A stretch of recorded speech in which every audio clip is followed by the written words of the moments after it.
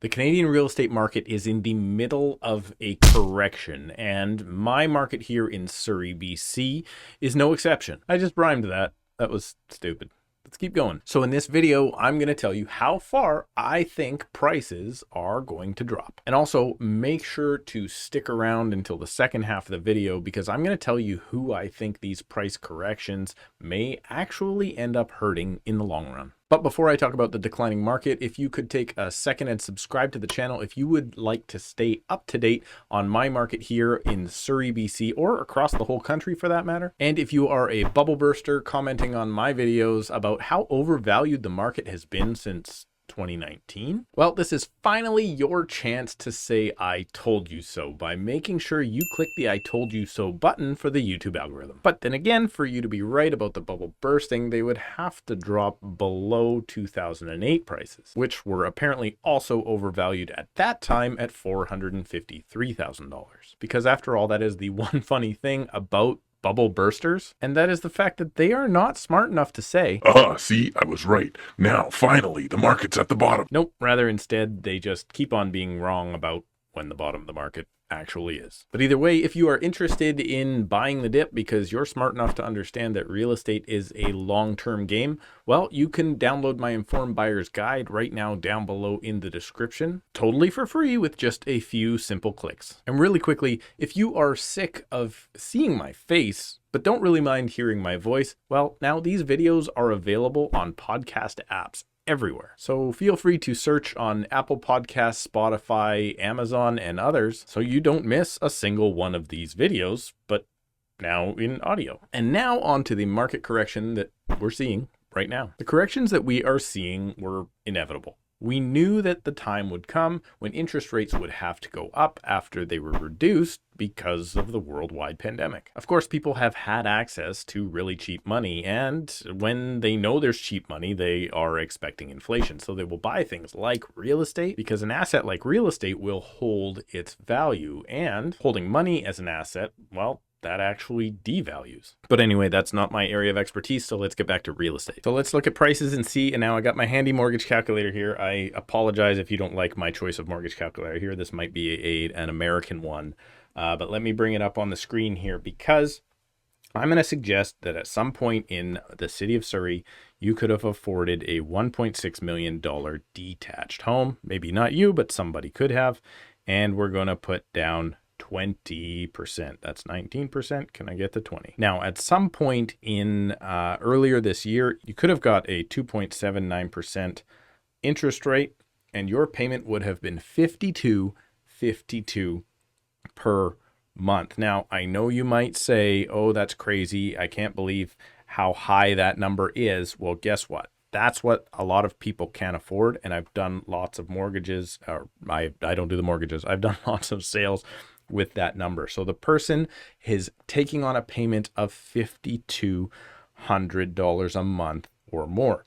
However, currently, that person would probably be getting a number like 4.45% on their mortgage. And that is going to increase them to $6,447. But there's a kicker here. They're not going to qualify for that much anymore because, well, let's see what it would take to actually get them back down to that $5,200 payment. $5,252. Let's see how close we can get. We can get to $5,238, close enough for me. That house has to drop $300,000 to get them to the same payment. But here's what you are missing. Okay, this is what you're going to believe. Oh my goodness, the market is about to drop $300,000. I don't see it happening, and here's why. Let's go back up to the 1.6 purchase price. And when the house was 1.6, that person had to qualify at 5.25%. That person could afford at that time a $7,068 payment. Now, again, you may not believe that. You may say, for you, that's too much. I'm telling you, that's payments that people have, and that's what they could qualify for. So even though they had $5,200, they're almost at $7,200, almost $2,000 more per month. That's what the stress test was doing. If we're going to do that, let's now suggest that our rate is 4.45%. Well, at this point, you do have to now qualify at 6.45%. And that puts you up at a payment of $8,000 for 1.6. But remember, you qualify for a payment of $7,068. So I'm going to drop this down till I hit that 7,000. Well, let's say 7,042, pretty darn close.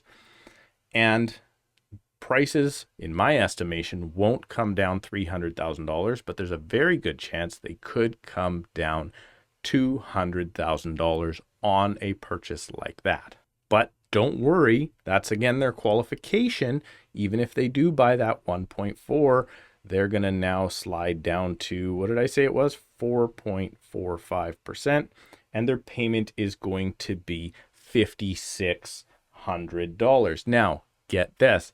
They're now buying a house for 1.4 instead of 1.6. However, their payment is $5,641 instead of $5,252 like it was earlier in the year for a lot more expensive house. So now we know roughly how far I think house prices are very likely to fall. Although with immigration and building still happening at an even slower rate now, I don't think we're going to see any of those losses actualized. Because one thing to keep in mind is that pre-pandemic, we were already seeing house prices rise. And at that point in time, it wasn't uncommon to see mortgage rates anywhere on a 5-year fixed from 3.59 all the way up to 3.89 or maybe even 3.99. And at that time, the stress test qualification, although it was lower, was still a lot higher than 3.5%. So if someone from 2018 is now renewing their mortgage, which I think we're still about a year away from that, the jump from, let's say, 3.59 or 3.89 all the way up to 4.45 isn't that big of a payment to take on as comparison to the person who would have been at 2.79 and is now jumping up to 4.45. So I don't think it's going to hurt the people that have owned for a long period of time. And I think the people that have just bought have actually done a really smart thing because they have locked in a nice low payment for 5 years, likely of which on the other side, interest rates may go down again, or they may not. But at that time, I do think prices are going to continue to go up due to things like the continuing mass immigration that this government is just not stopping, and the complete slowdown of building and cost of building those not being built homes. But now, who is this really going to hurt? Well, the easy answer is this is going to hurt anyone who bought a property within the last 60 days. But I totally disagree, and here's why. Let's say you bought a property for $1.8 million, and we figure that your $1.8 million property is now likely going to be worth $1.55 at best. To the less educated person in real estate, this looks like a $250,000 loss. And well, yes, that person would be right if you sold the property right now. But as my experiment here kind of pointed out, the person that bought the $1.8 million house is now likely going to have a lower payment than the person that's going to buy the $1.55 or $1.6 million home. And again, the person has that payment locked in for 5 years. That's right. They have that nice low payment locked in for the foreseeable future. I don't think I can call that a low payment, but stick with me. In 5 years, most people manage to increase their incomes quite substantially. And let's face it, here in my market of Surrey, BC, most $1.8 million homes have rental suites in them, meaning that you're going to continue to collect rent to help you offset your payment. And one thing I know about rents is they always go up, and well, mortgages, they go down. And indeed, if this person is going to get hurt, it's not going to be someone that gets hurt now. It's going to be somebody that gets hurt 5 years from now. And for that hurt to be realized, prices have to stay lower than where they were when they bought. Interest rates have to stay above where they currently are. And that person would have to also want to liquidate the property and move on. And don't forget, if you stay with your same institution, with your new mortgage term 5 years from now, you don't have to re-qualify under the stress test. You can just roll over into the new rate at that time. So prices would have to decline and then stay flat for 5 years. And let's face it, my prediction right now, and I could be wrong, but I think I'm going to be right, is the Bank of Canada is only increasing rates now very dramatically so they can decrease rates later on. And then when you go into that new rate later on, again, you're likely getting even higher rents out of your basement suite, which I understand isn't everyone. So who in actuality does this really hurt? Well, I think it is those people that have a rate hold now, but that rate hold is above 4% because those people are likely trying to buy by summer or fall.